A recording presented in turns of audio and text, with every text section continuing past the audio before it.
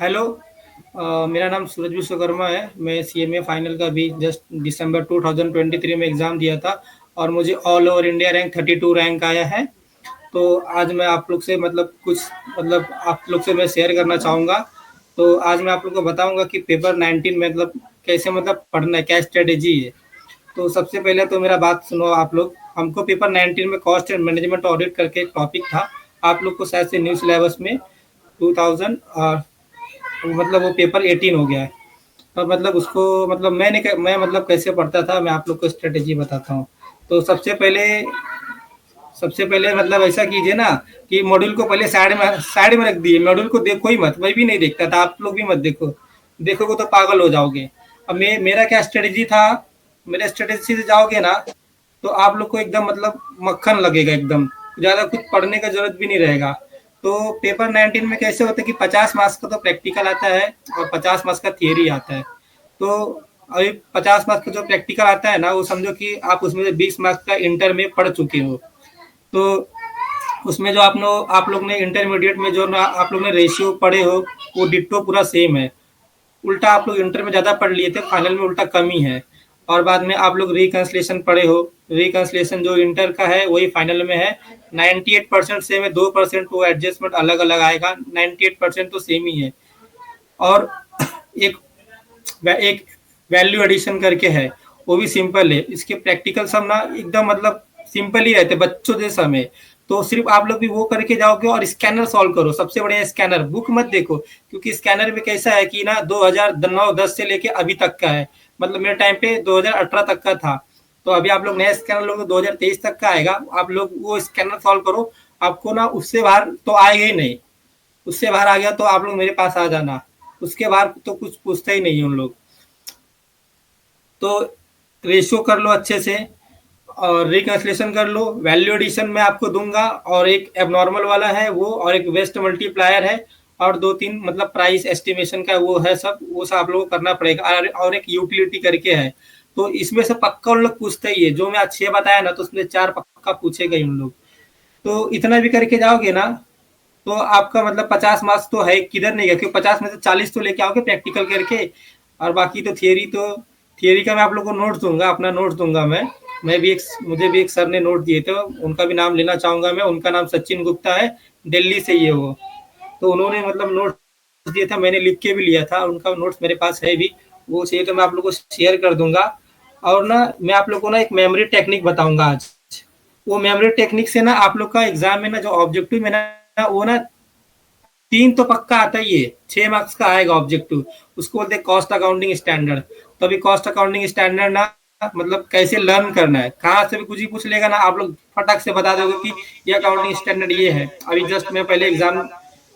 अभी एग्जाम देने के लिए गया था ना, तो मतलब मेरी फ्रेंड थी, एक लड़की थी, तो उन्होंने मतलब मेरे को पूछा कि मतलब आप कैसे पढ़ते हो, अकाउंटिंग स्टैंडर्ड कैसे याद रखते हो। तो मैंने उससे शेयर किया था, उसमें 3 ऑब्जेक्टिव इस बार आया था, उसका 6 मार्क्स पक्का बन गया था। तो ना मैं आज आप लोग को बताऊंगा कि 1 से लेकर 24 तक कॉस्ट अकाउंटिंग स्टैंडर्ड कैसा याद मतलब रखने का है। और मैं आपको ना पहले ही बता देता हूँ याद कराने के पहले कि तुमको याद हो जाएगा। ठीक है, तुम उसको भूल के दिखाना। सबसे पहले देखो, कॉस्ट अकाउंटिंग स्टैंडर्ड ये है क्लासिफिकेशन ऑफ कॉस्ट। तो सबसे पहला क्लासिफिकेशन ऑफ कॉस्ट हो गया। दूसरा है कैपेसिटी डिटर्मिनेशन। तो दूसरा तो आप लोग है ना 2 को देखो, 2।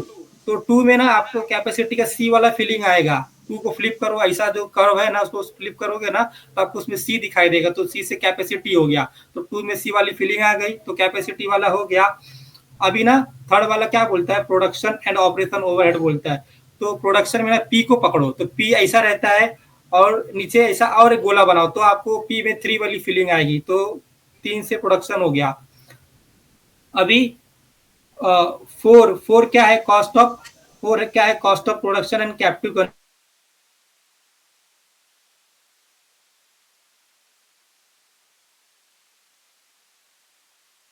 टाइफाइड। तो टी से ट्रांसपोर्टेशन हो गया, और उसमें देखो टाइफाइड में फाइ आया, तो फाइ वाला क्या है, कॉस्ट ऑफ ट्रांसपोर्टेशन। अभी 6 वाला क्या है, मटेरियल। तो मटेरियल में ना एम को पकड़ो, तो याद रखो मच्छर। तो म से मटेरियल हो गया, उसमें मच्छर में अच्छा आता है। तो इसमें ना देखो 6 वाला cost accounting standard material costing हो गया। और आप लोग 7 देख लो, 7 नंबर मतलब तुमको एम एस धोनी याद आता रहेगा कि MS धोनी 7 नंबर जर्सी उसका नंबर है, वो बीसीसीआई या आईपीएल का सबसे अच्छा एम्प्लॉय समझो वही है। तो 7वां है एम्प्लॉय कॉस्ट। 8वां कॉस्ट ऑफ यूटिलिटी है। तो देखो आपको अगर 6 वाला याद हो गया ना मटेरियल वाला, तो तुमको 9 भी याद हो जाएगा, तो 69 याद रखना। समझने वाले को समझ गया रहेगा, जिसको नहीं समझ लोग पोगो देखो। और 10th वाला है 10th वाला है डायरेक्ट एक्सपेंस। डायरेक्ट एक्सपेंस पहले ना एक सलमान खान का मतलब एक आता था, सीरियल आता था, उसका एक गेम आता था 10 का दम। तो डी को याद रखो, दम, 10 का दम, तो डी याद हो जाएगा। अब आप लोग को मैं बताता हूँ 14 से लेके अभी 11वां बताता हूँ। 11वां पहले, तो 11वां कैसे याद रखने का? 11वां है एडमिन, एडमिनिस्ट्रेटिव ओवरहेड का है। तो एडमिन में ए ऐसा दिखता है, ए ऐसा दिखता है। अभी इसको ऐसा कर दो तो तुमको देखो 11 दिख रहा है, ए वाले में तुमको 11 वाली फीलिंग आ गई, तो तुमको एडमिन ओवरहेड तुमको याद हो गया। अभी 14 वाला, अभी देखो कॉस्ट अकाउंटिंग स्टैंड 14 कैसे याद कराता हूँ, 14 से लेके 12। अभी समझो 14 फरवरी आता है, प्यार मोहब्बत वाला दिन आता है, प्यार मोहब्बत वाला। तो 14 तारीख को याद रखो कि तुम अपने आइटम को लेके गए और तुम उसको बाइक पे ले अपना केटीएम निकाला और उसको घुमाने के लिए लेके गया। तो 14 फरवरी आ गया, तो उससे 14 याद आ गया। अब उसको मैं घुमाते घुमाते क्या हो गया ना, तो मेरा बाइक से वो धुआं निकलने लगा। तो मैं उसको क्या बोला, चलो उसको सर्विस सेंटर में लेके चलते हैं। तो 13वां क्या है, कॉस्ट ऑफ सर्विस सेंटर। और फिर उसको जैसे देने के लिए गया, तो वो उसको रिपेयर करने लगा उधर। तो 12वां है रिपेयर्स एंड मेंटेनेंस। क्या रिपेयर्स एंड मेंटेनेंस। तो 14 वाला हो गया कि वैलेंटाइन डे में गया,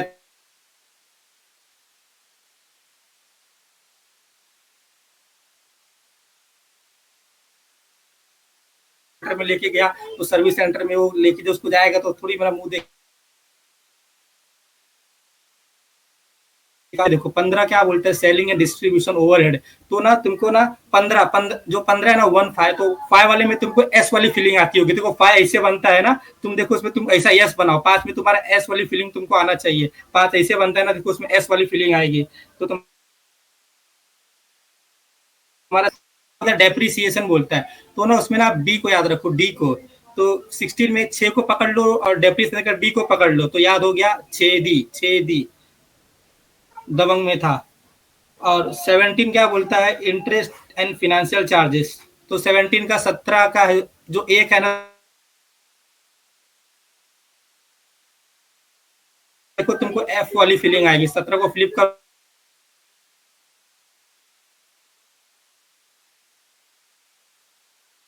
तो उसमें लास्ट में र वाला मुंह से निकलता, तो र से रिसर्च एंड डेवलपमेंट एक्सपेंस। 19 में तुम 9 को याद रखो। 9 को तुम जब ऐसा हिंदी में 9 बनाओगे ना और 9 को उल्टा करो, तो उसमें तुम्हें जे वाली फीलिंग आएगी, तो हो गया ज्वाइंट कॉस्ट। और 21 है क्वालिटी कॉस्ट। 21 का है क्वालिटी कॉस्ट। अभी 21 को हिंदी में क्या बोलते हैं, 21। 21 तो मतलब 21 किस याद आया ना, किस याद आया ना, वैलेंटाइन डे याद आया तो किस भी याद आएगा। तो क्वालिटी किस याद रखना। और 22वां क्या है, मैन्युफैक्चरिंग कॉस्ट, मैन्युफैक्चरिंग कॉस्ट। और 23वां क्या है, रिमूवल कॉस्ट, 2 का 3 रिमूवल कॉस्ट। और 24 वाला आपका है treatment of revenue cost statement. तो ये तुम्हारा हो गया। ये भाई 3 तो पक्का पूछेगा, पढ़ के जाना, सिर्फ उन लोग पूछता है क्योंकि ये कॉस्ट अकाउंटिंग स्टैंडर्ड 23 किससे डील करता है। तो तुम्हारा ना 6 मार्क्स तो हो ही गया, इतना ही। ये मेमोरी ट्रिक याद रखना। एक बार फिर से बता देता हूँ। पहला तुम्हारा क्लासिफिकेशन ऑफ कॉस्ट है। दूसरा तो 2 में आपको सी वाली फीलिंग आती है, तो अपना कैपेसिटी हो गया। और 3 में तुम्हारा प्रोडक्शन हो गया, तो पी ऐसा है और नीचे से और गोला बनाओ, तो पी में तुमको 3 वाली फीलिंग आती होगी। तो तीसरा वाला प्रोडक्शन है। चौथा याद कर लेना।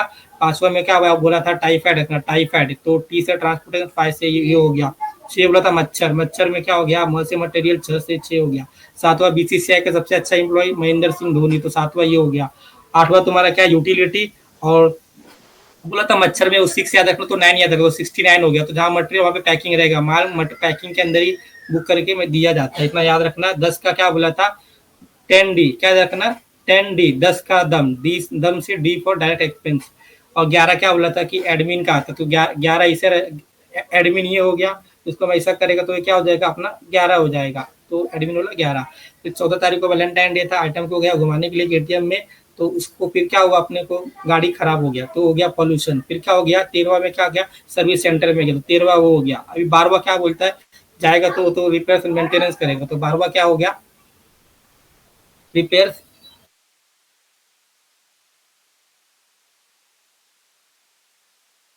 डेप्रिसिएशन, तो डेप्रिसिएशन डी को पकड़ो और 16 का 6 को पकड़ो तो क्या हो गया 6 डी याद रखो तो तुमको ना ये 16 याद हो गया।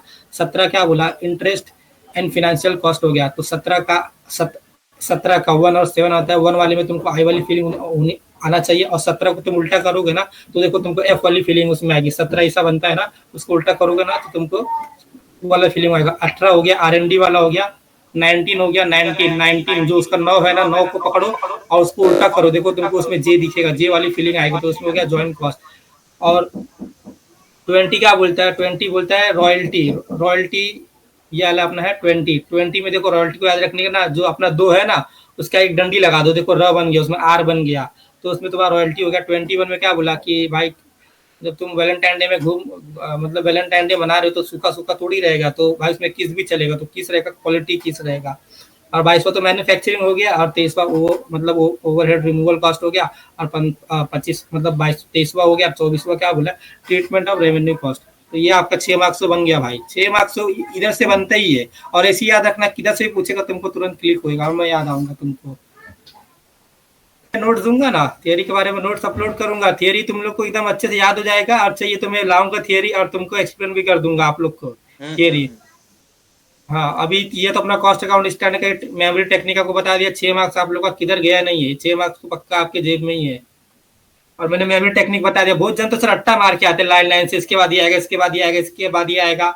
आप उसके ऊपर एक बार 2 बार पढ़ोगे ना तो आपके दिमाग में फिट हो जाएगा। अपने को सब चीज जल्दी याद होता है बच्चे लोग को याद नहीं होता। सर लोग का कमी है बच्चे लोग पढ़ने में बहुत तेज है लेकिन उनको उनके साथ धोखा हो रहा है। उन लोग बहुत इंटेलिजेंट है। थियरी के नोट्स में आप लोग को अपलोड कर दूंगा और चाहिए तो मैं ना अपलोड करके ना आप लोग के सामने ला के ना जैसा मैं जो आपको कॉस्ट अकाउंटिंग स्टैंडर्ड जैसे कि आप बच्चे लोग देखेंगे ना तो उन लोग को पक्का याद हो ही जाएगा। इतना तो मेरा गारंटी है। मेरे जैसे स्टूडेंट को याद हो गया तो उन लोग को क्या उन लोग को भी याद हो जाएगा। और थियरी भी मैं ऐसा एक्सप्लेन कर दूंगा ना वो भी दिमाग में छप जाएगा। ये मेरा गारंटी है। बोलूंगा आप लोग देना तो भाई दोनों ग्रुप देना एक ग्रुप मत देना।